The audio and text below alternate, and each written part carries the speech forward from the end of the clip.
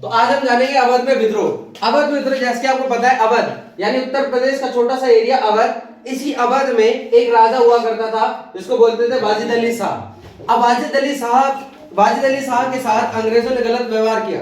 अंग्रेजों ने वाजिद अली शाह को निकाल दिया और वाजिद अली शाह अवध में इतना ज्यादा लोकप्रिय था कि वहां के लोगों ने विलाप करते करते कहा कि दह से जान जा चुकी है। और ऐसे में जो लोग थे वो जान ए आलम के नाम से वाजिद अली शाह को पुकारते थे।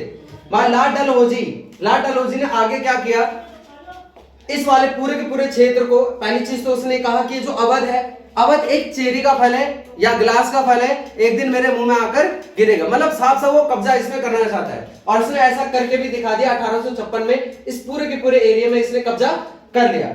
कब्जा करने से पहले इसमें एक सहायक संधि अपनाई गई थी। सहायक संधि 1801 में अवध ने अपनाई। और सहायक संधि के अंदर क्या था, तो सहायक संधि में इसमें था कि अगर अंग्रेज किसी से सहायक संधि करते तो उसकी बाउंड्री पर, जैसे अवध से किया तो अवध की बाउंड्री पर अंग्रेजी सिपाही तैनात होंगे।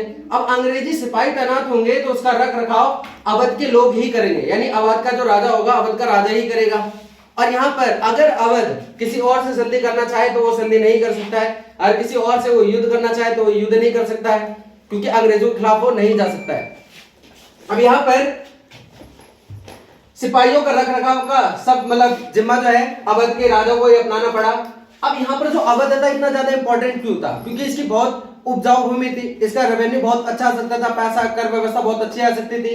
अंग्रेजों को लगता था कि नील और कपास की खेती लिए सबसे लाभदायक और फायदेमंद ये एरिया है और इस एरिया में हम इस खेती करके अच्छा रेवेन्यू वहां पर कमा सकते हैं। तो इसी आधार से लॉर्ड वेलेजी ने सहायक संधि बनाई।